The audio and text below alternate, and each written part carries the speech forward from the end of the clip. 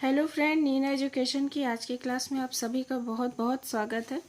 आज की क्लास में हम सब जेपीएससी प्रश्न पत्र 4 के सिलेबस को देखेंगे, जो जेपीएससी मेंस का सिलेबस है, और समझेंगे कि इसको किस प्रकार से हम लोगों को कौन कौन से टॉपिक पढ़ने हैं, किस किस प्रकार से प्रश्न के उत्तर लिखने हैं। और इसमें से बहुत सारे ऐसा टॉपिक है जो मैंने लास्ट ईयर जब मेंस की तैयारी हो रही थी उसमें भी कराया है। तो आप लोग एक बार प्लेलिस्ट को देखें, जो जो प्रश्न उत्तर आप लोगों को मिल जाते हैं आप लोग उसे पढ़ें, लिखना चाहें तो लिख भी सकते हैं, और जो जो प्रश्न उत्तर बच गए हैं वो सब मैं आगे आप लोगों को कंप्लीट करवा दूंगी।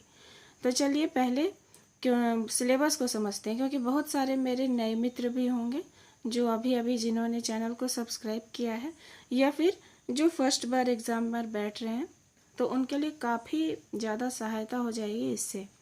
क्योंकि सिलेबस को समझने के बाद जब हम लोग क्वेश्चन आंसर को करते हैं, पढ़ते हैं, तो बहुत ही अच्छा होता है। और जो भी मेंस की तैयारी कर रहे हैं उनसे खास ये निवेदन है कि हर दिन 2 से 3 प्रश्नों के उत्तर को लिखें, लिख के याद करें, क्योंकि जब तक आप लिखेंगे नहीं आप एग्ज़ाम में नहीं लिख पाएंगे। केवल पढ़ने से, केवल याद करने से आप लोगों को ये लगेगा कि हाँ मुझे आता है, लेकिन जब आप लिखने जाएंगे तो फिर वहाँ प्रॉब्लम होगी, हाथ नहीं चलने लगेगा, ज़्यादा आंसर लिखते लिखते फिर हाथ में दर्द, ये वो प्रॉब्लम आने लगती है। इसलिए आप लोग हर दिन लिखें, छोटे छोटे से हम लोगों को सिखाया जाता है। और आंसर बिल्कुल परंपरागत तरीके से, जैसे हम लोग ग्रेजुएशन लेवल पर या पीजी लेवल पर लिखते हैं, बड़े बड़े आंसर 5 पेज 6 पेज के, उस तरह से ही लिखने होते हैं, क्योंकि 40 अंक के होते हैं।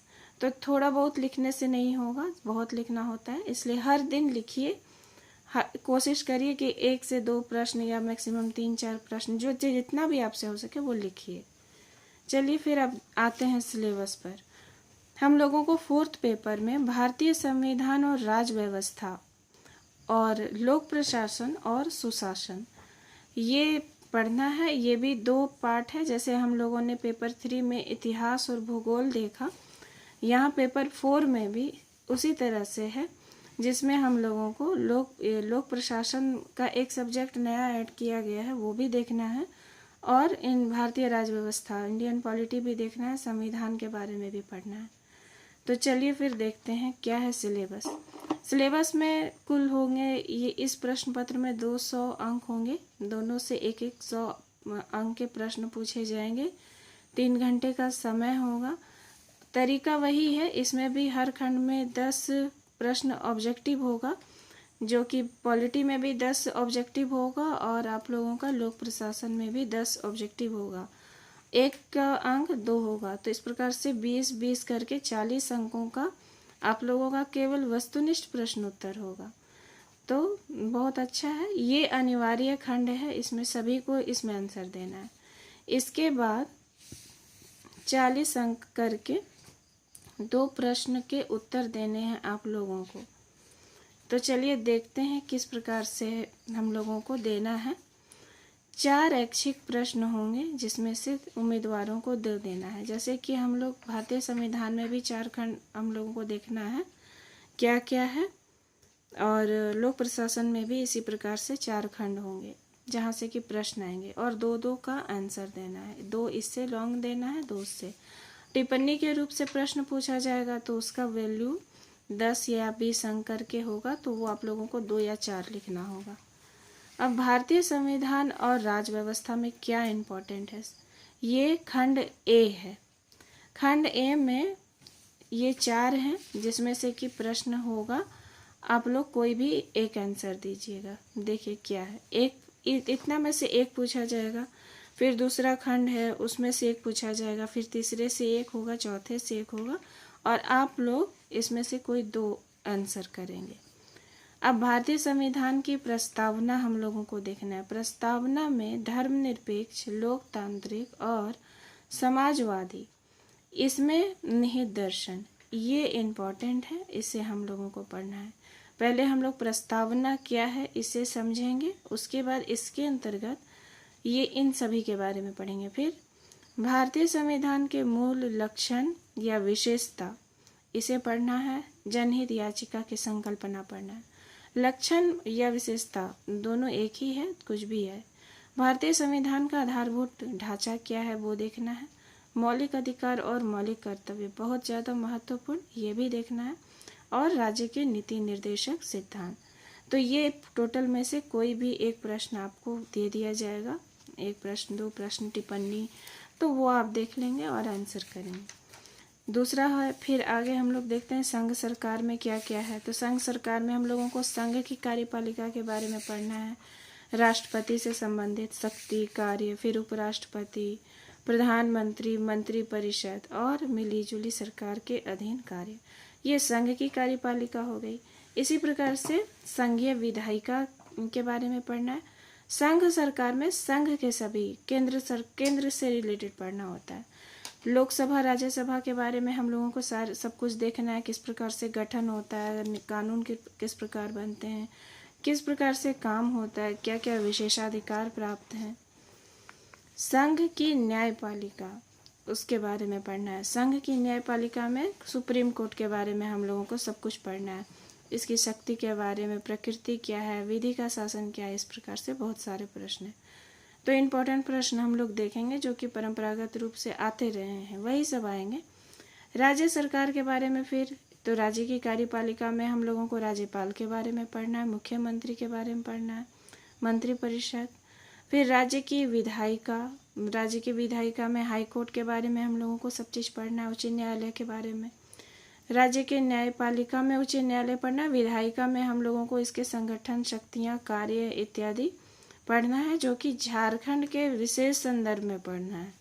हम लोग झारखंड राज्य के एग्जाम में बैठ रहे हैं, तो हम लोगों को जब राज्य सरकार के बारे में पढ़ना है तो हम लोगों को अपने राज्य के बारे में सब जानकारी होनी चाहिए, यहाँ के राज्यपाल के बारे में, राज्य की विधायिका के बारे में, राज्य की न्यायपालिका जो उच्च न्यायालय है उसके बारे में।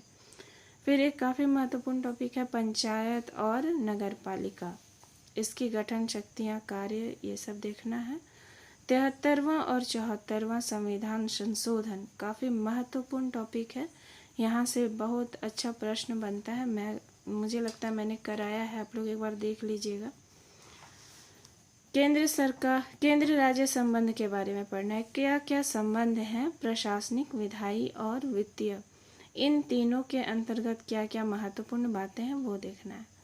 फिर अगले टॉपिक में अनुसूचित क्षेत्र, अनुसूचित जनजाति क्षेत्र, प्रशासन से संबंधित प्रावधान, विधायिका और सेवाओं के अनुसूचित जाति, अनुसूचित जनजाति से के सीटों का आरक्षण संबंधित प्रावधान, संविधान में कुछ आपातकालीन उपबंध हैं उसके बारे में देखना है, महत्वपूर्ण है ये। उसके बाद ये तीनों महत्वपूर्ण है, नियंत्रक और महालेखा परीक्षक, CAG, कैग भी जिसे बोलते हैं, भारत का निर्वाचन आयोग, राजनीतिक दल, दबाव समूह, ये काफ़ी इम्पोर्टेंट है। अब हम लोग बढ़ते हैं दूसरे खंड में। ये यहाँ तक में आप लोगों को 10 वस्तुनिष्ठ और 2 लॉन्ग क्वेश्चन आंसर करना है, और टिप्पणी के रूप में आएगा तो वो अंकों का विभाजन बताया हुआ होगा, उस टाइप से करना है। अब अगले सॉन्ग के प्रश्न होंगे लोक प्रशासन और सुशासन से। लोक प्रशासन में परिचय, अर्थ, महत्व, क्षेत्र पढ़ना है, सार्वजनिक और निजी प्रशासन पढ़ना है। लोक प्रशासन विषय से भी कुछ प्रश्न मैंने कराए हैं, आप लोग देख लीजिएगा, आप लोग पढ़ लीजिएगा, और जो नहीं कराया है मैंने वो आप लोगों को मैं आगे कंटिन्यू करके करा दूँगी। ये टॉपिक मैंने कराया है, सार्वजनिक और निजी प्रशासन। संघ का प्रशासन, संघ के प्रशासन में केंद्रीय सचिवालय, सचिवालय से संबंधित प्रश्न पूछा जाता है, कैबिनेट सचिवालय, प्रधानमंत्री का कार्यालय, ये सब, योजना आयोग, वित्त आयोग। इसमें फिर राज्य का प्रशासन है, जहाँ पर राज्य से रिलेटेड आता है वहाँ पर हम लोगों को विशेष रूप से झारखंड को ध्यान में रख के पढ़ना है। अब राज्य के प्रशासन में राज्य का सचिवालय, तो राज्य का सचिवालय में हम लोगों को ध्यान देना है झारखंड राज्य का सचिवालय, प्रधान सचिव, मुख्यमंत्री का कार्यालय, यहाँ से महत्वपूर्ण जो भी प्रश्न है वो सब। इसके बाद आता है जिला प्रशासन, उससे संबंधित कुछ प्रश्न यहाँ पे दिए गए हैं, वो देखना है, जिला कलेक्टर की क्या भूमिका है। कार्मिक प्रशासन देखना है, लोक सेवा आयोग वगैरह से संबंधित इसमें प्रश्न होते हैं। प्राधिकार और प्रतिनिधित्व, केंद्रीकरण और विकेंद्रीकरण, ये देखना एक टॉपिक है। नौकरशाही, नौकरशाही की उत्पत्ति, गुण, दोष, नीति, ये सब पढ़ना है। एक अलग ही टॉपिक है विकास प्रशासन और है आपदा प्रबंधन। आपदा प्रबंधन में कारण, अर्थ, वर्गीकरण ये सब है। साथ ही यहाँ पर भी हम लोगों को ध्यान देना है कि झारखंड राज्य को यहाँ पर रिलेट करके पढ़ना है और आंसर बनाना है। नहीं, प्रश्न जिस प्रकार से पूछा जाएगा वो आप देख कर आंसर करेंगे। झारखंड को रिलेट करके पूछा जाएगा तो आप उसी प्रकार से उत्तर लिखेंगे। अगला है सुशासन। सुशासन में इतने सारे छोटे छोटे टॉपिक हैं जो कि आप लोगों को टिप्पणी के रूप में होंगे, जैसे सेवा का अधिकार, सूचना का अधिकार। तो इसमें ना 10 नंबर, 5 नंबर या इस प्रकार से 12 नंबर ऐसे करके अंक दिए होंगे और उसी हिसाब से शब्दों की संख्या भी दी होगी और उतना ही उत्तर आप लोगों को लिखना होता है।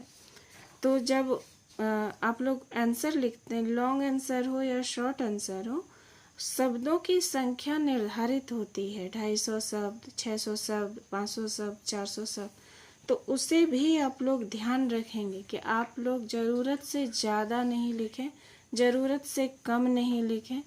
आपके उत्तर में मेन बातें होनी ही चाहिए। लिखने का तरीका सही होना चाहिए, पैराग्राफ कहाँ पे चेंज होना चाहिए ये ध्यान रखेंगे। शब्दों में शुद्धि होनी चाहिए, ये नहीं कि स्पेलिंग मिस्टेक हो, स्पेलिंग पर भी आप लोग ध्यान देंगे, वो भी सही होना चाहिए। ये सब छोटी छोटी बातें हैं, मुझे लगा आप लोगों को बताना चाहिए। तो नेक्स्ट है मानवाधिकार। मानवाधिकार से संबंधित भी प्रश्न होंगे कि इसके अभिप्राय, संकल्पना, मानवाधिकारों के क्या महत्व है समाज में, राष्ट्र में। राष्ट्र मानवाधिकार आयोग है, राज्य मानवाधिकार आयोग है, इससे संबंधित मुद्दे हैं। मानवाधिकार और आतंकवाद, ये भी एक टॉपिक है।